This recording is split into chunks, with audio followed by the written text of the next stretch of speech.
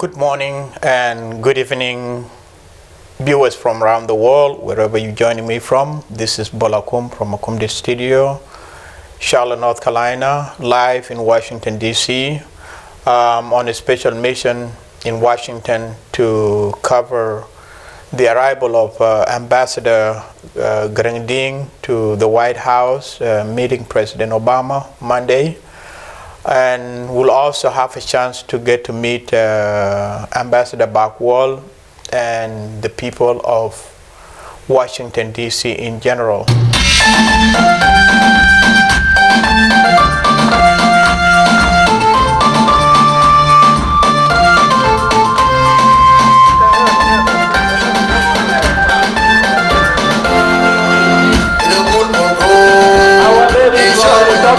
What are you doing?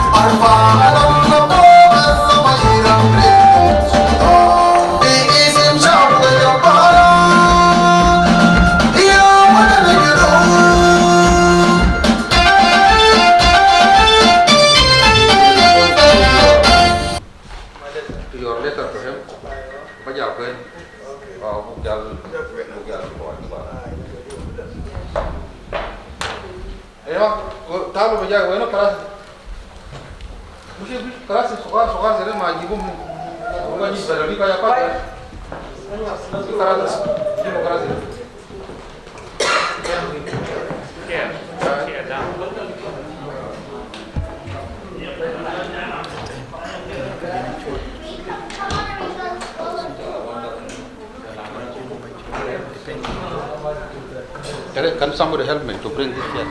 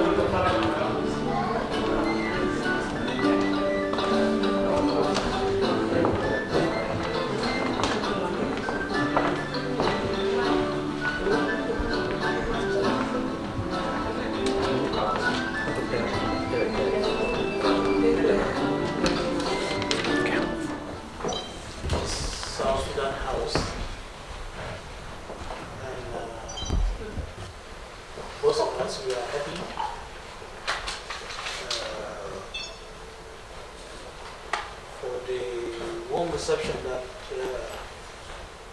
you've given to us since we have started to arrive to DC one by one.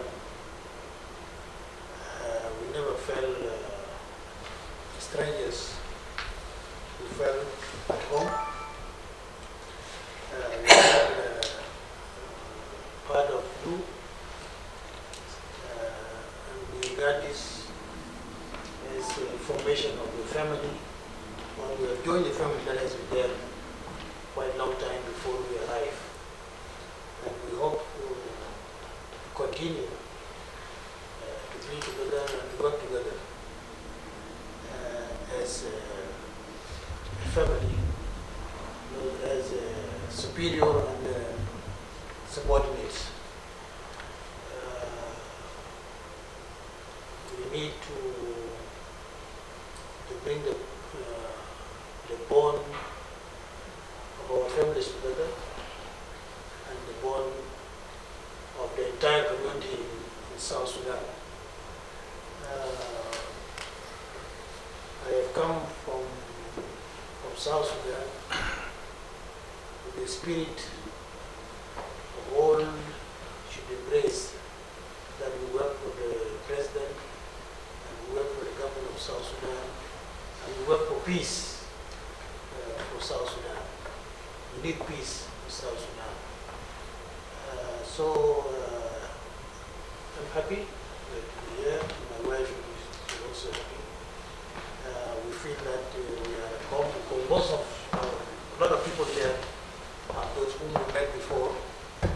So we are comfortable being with you here.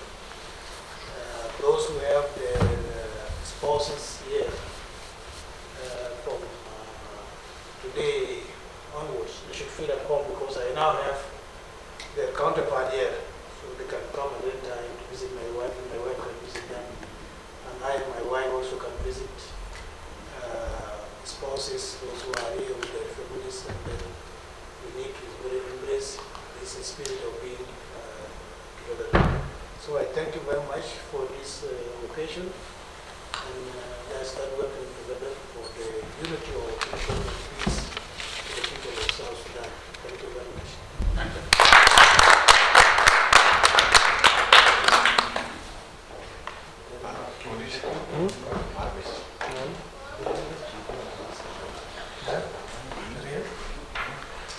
This is a very good idea. You are allowed. You came all the way from Richmond. Annapolis. Yeah, you can say something. Oh, thank you. Thank you, Deputy Missions. Thank you, Ambassador. And thank you, the missions bureaucrats who are here. I'm very happy. This is my second time to meet you. When I met you in Juba, I'm not here. Welcome. I hope you have assignment in front of you.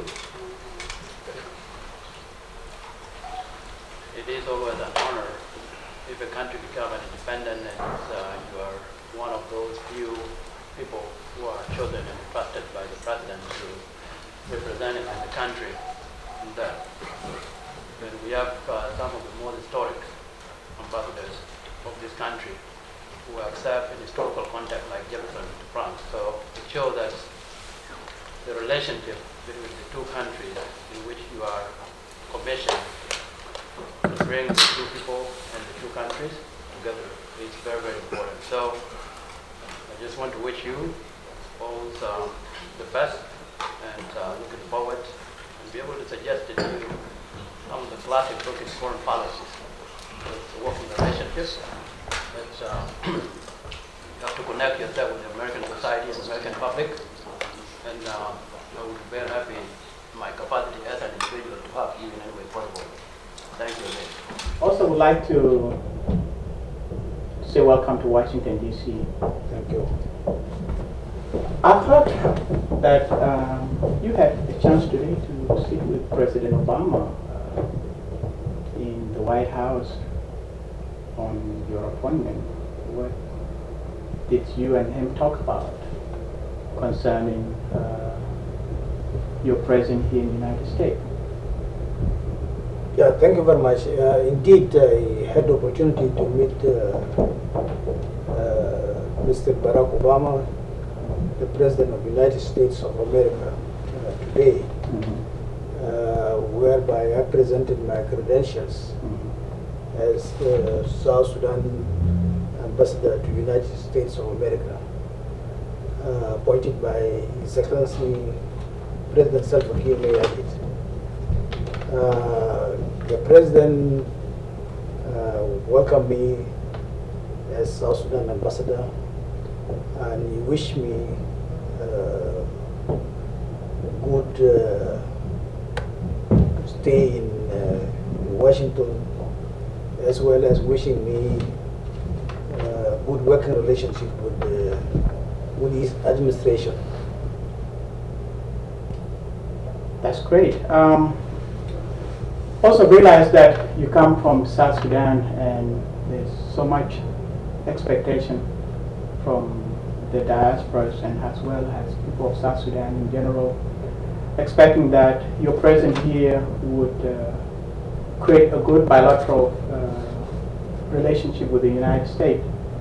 What message of hope or courage would you probably want to tell people back in South Sudan, as well as people in the United States and elsewhere around the globe that are going to be watching this exclusive interview with you? Yeah, thank you very much. Before answering that question, let me say that in my meeting with the President today, I conveyed to him regards from His Excellency President Salva Kiir Mayardit, and also reiteration of Mr. President Salva Kiir Mayardit that he is committed to work for peace and bringing peace to South Sudan at the earliest possible time. That is first priority now. So the government of South Sudan and the President of the Republic of South Sudan is committed to bringing peace to South Sudan very soon. The U.S. President expressed his desire and hope to work with President Kiir in bringing peace to South Sudan. This is the messages that we have shared today. The second is that being here in the United States as the ambassador, I would like also to share with our community in the United States the message of hope that the President has sent to them, that is committed to peace and bringing peace to South Sudan very soon. That is top priority. And to bring peace in South Sudan, it needs collaboration, cooperation of all of us in diaspora and at home, that all of us should work for peace and be talking peace, and our message should be one message, and that is we need peace in South Sudan.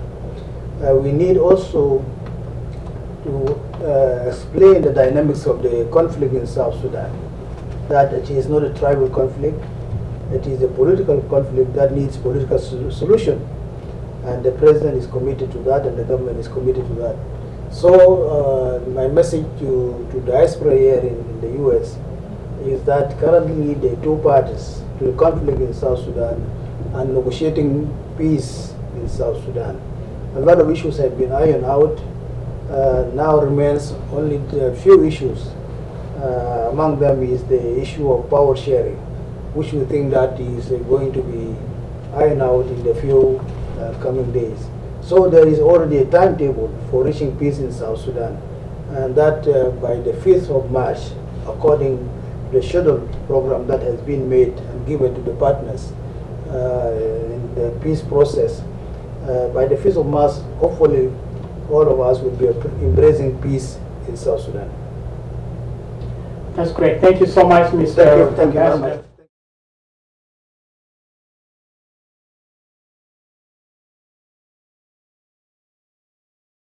Thank you very much, Mariama. I arrived on 11th last month, and I was able to meet the President Obama on 23rd of last month. And the meeting went on well. The President received me cordially. He expressed his willingness to work with me and President Salva Kiir to achieve peace in South Sudan. One important message that he gave me to relate to my leadership in South Sudan is that South Sudan has seen a lot of destruction and bloodshed, and therefore the leaders of South Sudan have to rise above the issues and reach peace in the nearest possible time.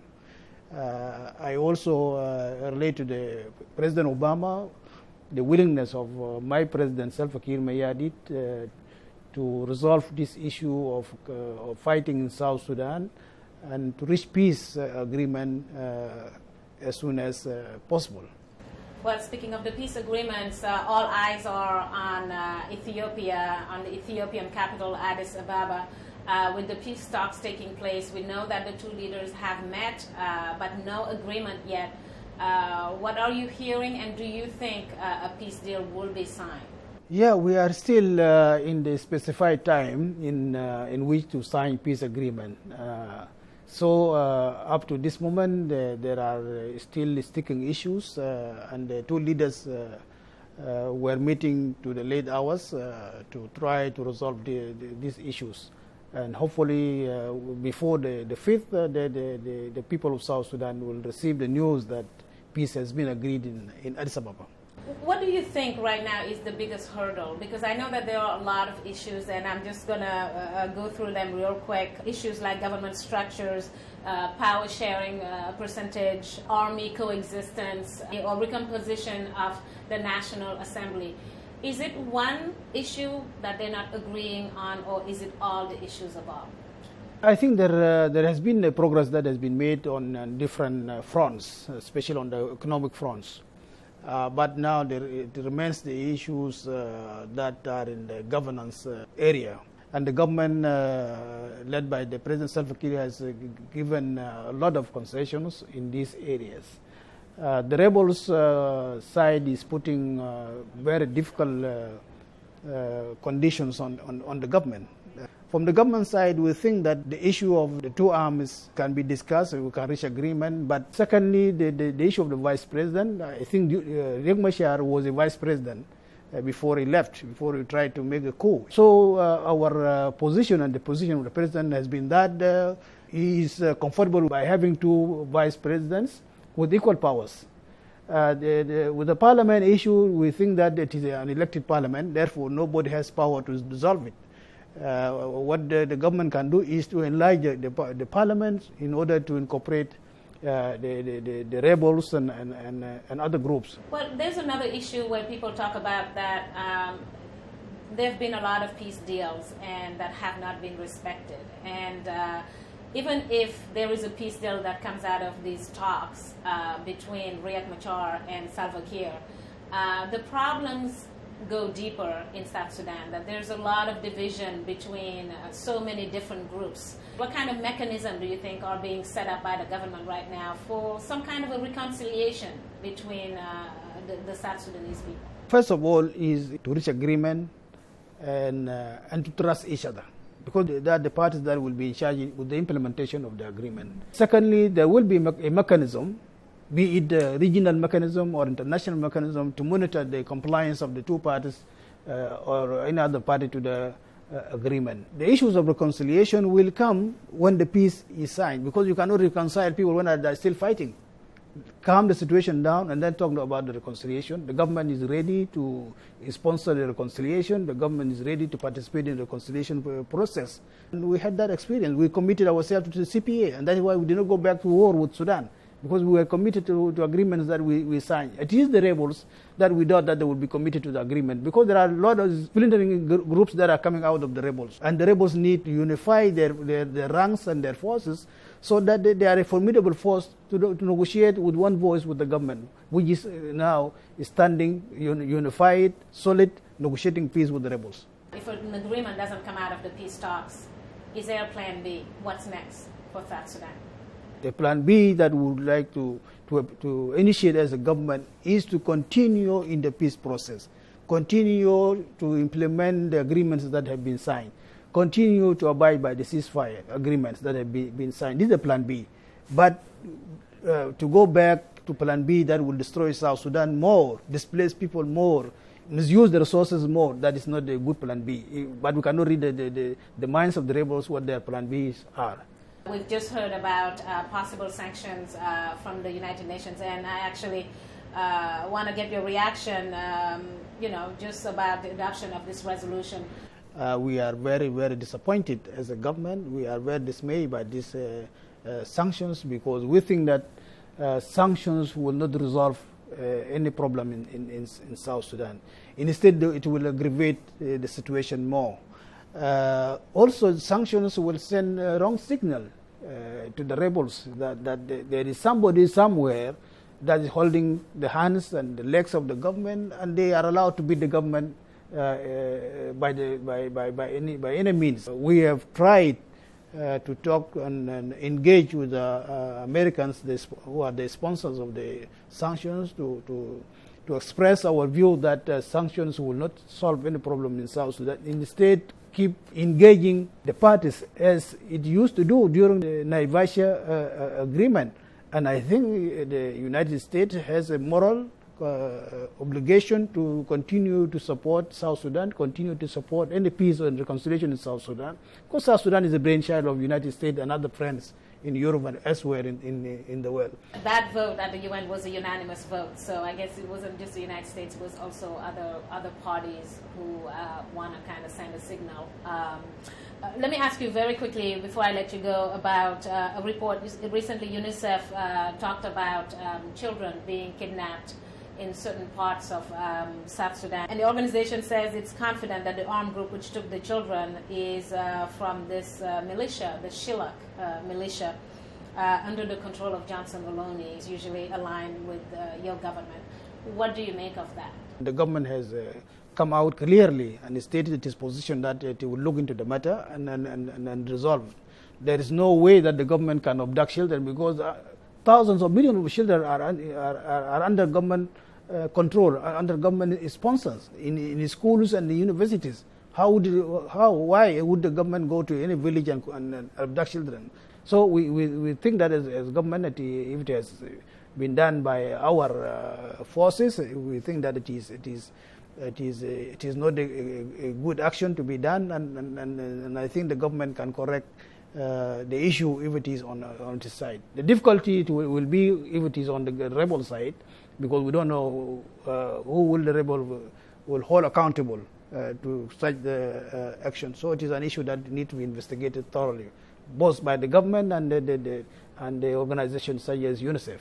We've been concentrated on the peace talks. We've talked about, this problem has been going on for almost 15 months, and it has had a toll, a huge toll, a humanitarian toll on the country.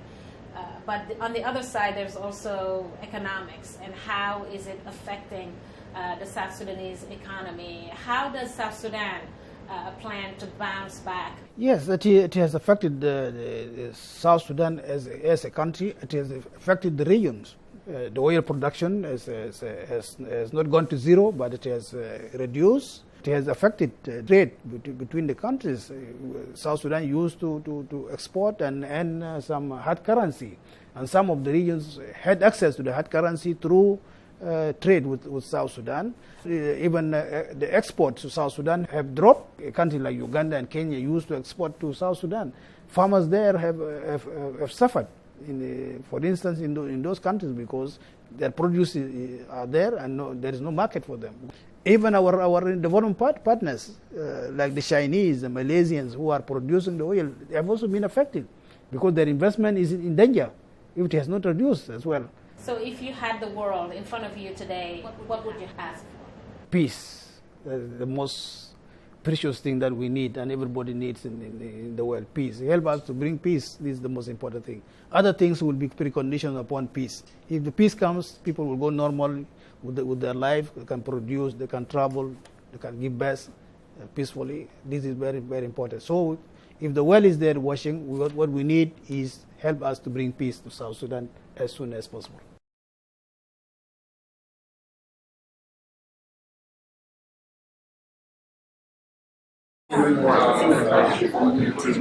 Good evening, ladies and gentlemen. May I have your attention? I think we are about to start our program for the evening. I'm going to ask that we stand to attention to play our national anthem. South Sudan national anthem.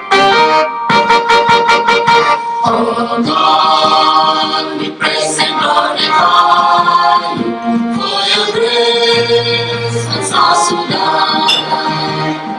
Land of great abundance, all us uniting in peace and harmony. Oh, motherland, we rise, raising proud with the guiding star, and sing songs of freedom with joy. For justice, liberty, and prosperity shall forever reign. All patriots, let us stand up in silence and respect, saluting our mothers whose blood cemented our national foundation. We vow to protect our nation. All the days of Sudan.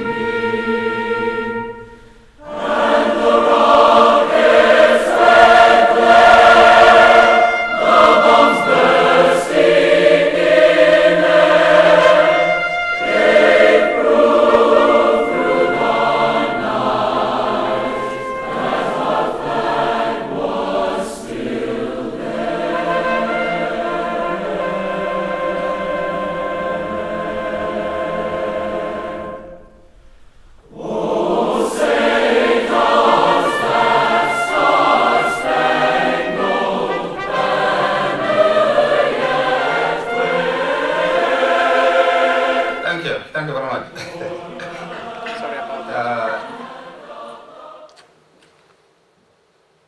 Distinguished guests, ladies and gentlemen, excellencies, I just want to take this opportunity to welcome you to this reception event marking the arrival of our new head of mission.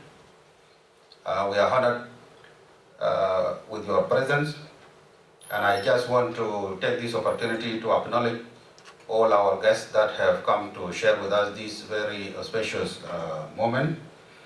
Like we say in South Sudan, all protocol observed. I'm just going to acknowledge our dignitaries, but without going into a specific protocol. So please, if I mention your country or your name last, please accept my apologies. I want to acknowledge the presence of Ambassador Suzanne Page from the State Department, a special advisor in the Office of the Special Envoy. I want to also recognize the Chief of Protocol of the U.S. government. I want to recognize all the ambassadors that have come to share with us this moment. Ambassador of Sudan, Ambassador of Egypt, Ambassador of Ethiopia, Ambassador of Uganda, Ambassador of South Africa, Ambassador of Tanzania, and Ambassador of Zimbabwe. You are all most welcome, and we really feel privileged and greatly honored that you took time from your busy schedule to come and share with us these very moments. I also want to acknowledge and recognize all the good friends in the office of the Special Envoy who are here. We really appreciate you being here, and it gives us, it really makes us very humble, because your work is very important to us, and the fact that you came to share with us this very moment is really very, very important. I'm just going to mention very briefly that we in the Embassy of the South Sudan here in Washington feel very proud that our president has saw it fit to send to us an ambassador at the stature of Ambassador Garang. In fact, Garang I have known him for so many years, going back to our days being activists in the struggle. He's my aide, but I really take my heart and I bow to him, because he is one of the young people in our country, and I feel that our president made a good choice by sending him to us here in Washington. He's young. I wouldn't tell you how old he is, but I'm sure you will soon find out. He's young, he is energetic, he is a learned person, and he's an experienced person. And I think all those qualities will help us in the embassy to do what we were sent here to do.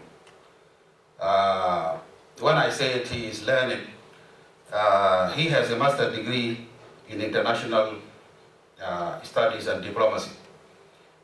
He did that in the School of Oriental and African Studies in London years ago. And I'm sure he's being sent to Washington. It's a good opportunity for him to put what he has learned in the university into practice. So I think that will also benefit us in the embassy, because he is somebody who has the theory of on international issues and diplomatic issues. During the struggle, he worked for the United Nations, so he is also familiar with the UN system. He was working with the World Food Program, and he has served in Ghana and Somalia. And I think that experience will also help him in his job. After the signing of the Comprehensive Peace Agreement, he came back home, and I think that was also a very good decision from him, because most of us who lived in the diaspora during the struggle, so many of us choose not to go back home. He was one of those who decided to go back home, and I think it is something that our people appreciate. And it is something also we in the embassy will be grappling with. We have so many young South Sudanese in the diaspora whom we need to return back home.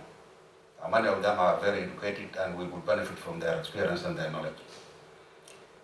After he went back home, he served in the government of Northern Bahr Ghazal state, which is one of the states up north of South Sudan.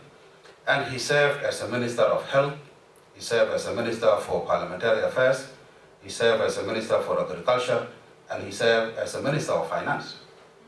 So you can see the wealth of experience that he has gained at that level. But not only that, because of his good performance and track record, our leadership saw it fit to elevate him from being a politician at the local level, at the state level, and he was promoted to the national level. At the national level, he has served as a National Minister for Commerce, Industry and Investment, and also as a Minister of Energy and Mining. Last but not least, our people in the state where he hails from saw his qualities and chose to bring him to Parliament.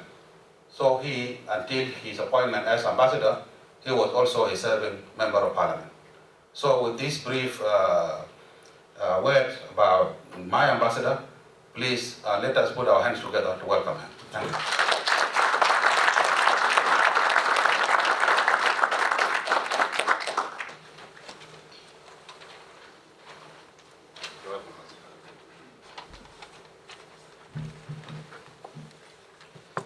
Thank you, Ambassador this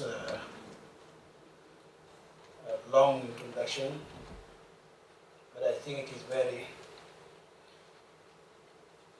very short, because I still have many years to live.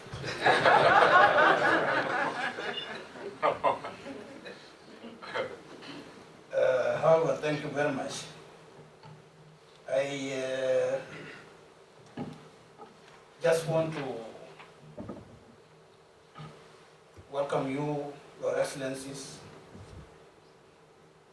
ambassadors, and distinguished guests, and ladies and gentlemen, to this occasion organized by the embassy to introduce me to you as a new member of the diplomatic community in Washington. So I'm very pleased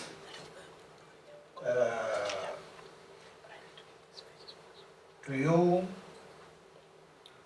those who have made it to this small gathering, and also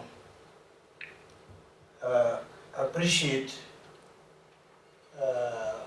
those who have not managed to come, either because of busy schedule or because of travels or because of snow. These are reasons as well to keep people away. For me, I just come from Juba on the 11th this month, and forwarded and met the President, His Excellency President Obama, on Monday, who received me cordially, and I have been seeing Obama. I met him in 2012 when I came with President Salva after the independence, but I greeted him from very far distance for security reasons. But this time I was very close to him. What I had in mind was that Obama was very taller than me, but I realized that we are the same height, the same age. Only that he is more cheerful than I am. I must say that. So he was very nice and gave me good advice. The most important advice he gave me is in another country. And I think that is from the bottom of his heart. And I received that very well, and I relayed it to my superiors back home. And they received it very well.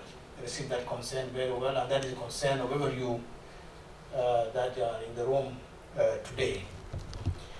But this crisis, for those who have not followed the events of South Sudan very well, this crisis did not start on the night of 15 December 2013.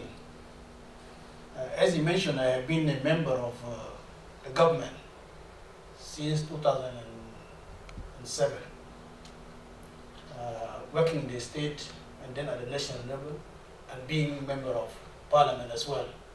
So I know the insights of our politics in South Sudan.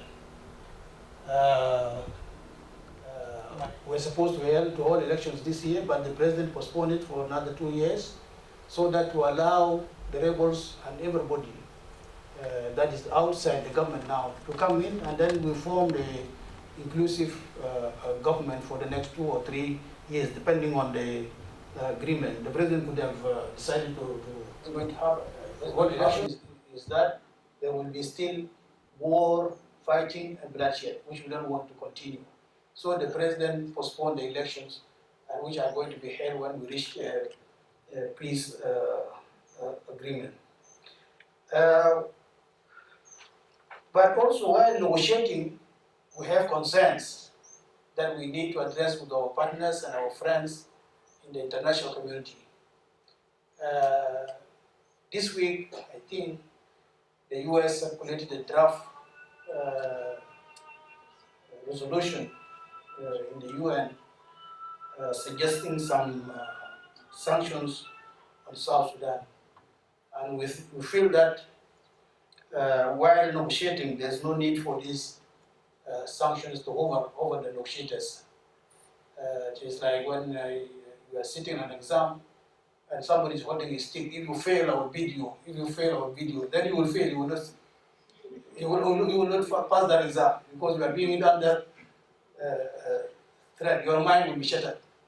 So this is what is happening. If the sanctions are over and people are negotiating, it is not going to help. Also, it will send signals to the rebels that they are being supported from somewhere. Because sanctions normally are evaded by rebels. Because nobody knows what are where are their sources and what are their sources of the armament.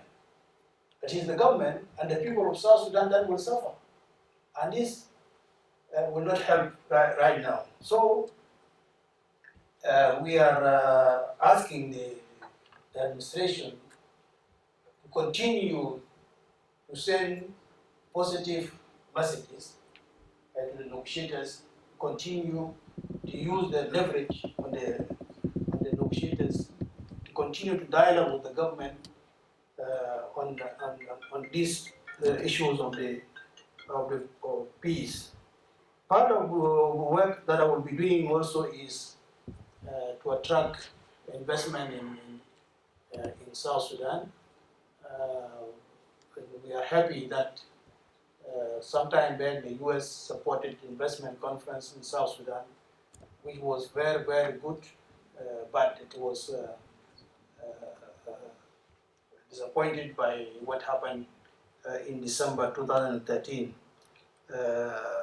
Also, we will talk with the administration about eligibility of South Sudan to or be included in AGOA. Susan, this is your child, AGOA.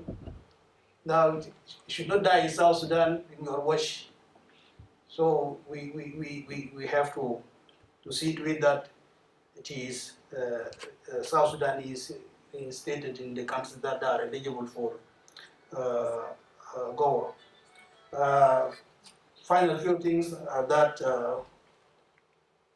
we'll be working also with our people here in diaspora because they have also contributed to achievement of our independence, and they are a big community in the U.S. They are voters, they are taxpayers, and at home also they are dear to our heart. So, Your Excellencies, I am sure that we'll work together with you, including my brothers from Africa, all together and use their experiences and their connections to advance my knowledge in this area. It is the new area to me. I've been in politics, but not in diplomacy. But I am a trained diplomat, academic, but not practitioner. So I will benefit from you people, you are practitioners, to advance my work here and promote the existing relations between U.S. and South Sudan. So I really thank you very much for making it to this gathering, and we hope to continue to be working together in the next coming days, months, and years. Thank you very much. From Africa, other ambassadors, dignitaries, friends of South Sudan, thank you very much for welcoming me here. I am not going to make any sort of long remarks. I really want to welcome Ambassador Diing here to Washington. It was a pleasure to work with you in South Sudan. I think we accomplished quite a lot. The relationship between the US and South Sudan, or Southern Sudan at the time, and Sudan even before that, has always been a very strong one. And while at the time when I became ambassador to South Sudan, I was so excited. I could not repeat enough how excited I was to go to the world's newest republic. Of course, everyone is disappointed and sad mostly for the people of South Sudan who've suffered for a very long time and really just want to live in peace. We've heard variety of origins of the conflict. Yes, it did not start on December 15th. Everyone knows that. Nothing starts like that.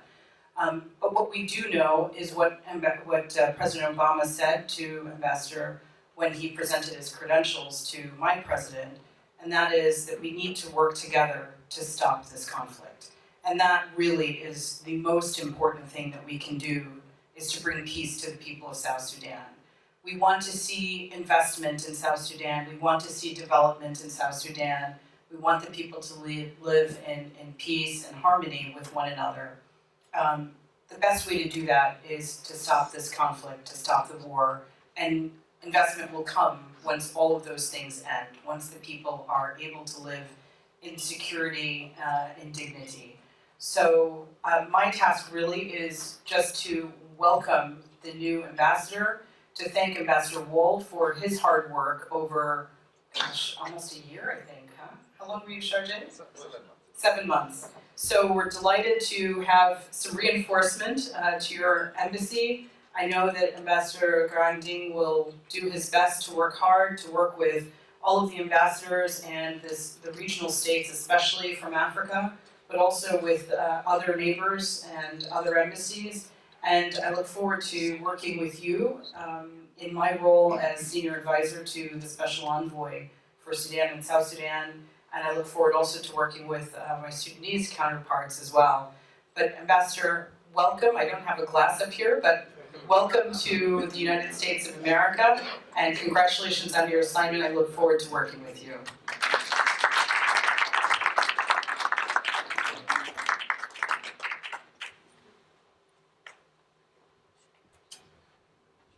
Finally, I think some of you might be wondering, where is this lady standing in the middle between President Obama and the Ambassador? I think, Madam, you may just raise your hand so that people know that Ambassador is not here alone.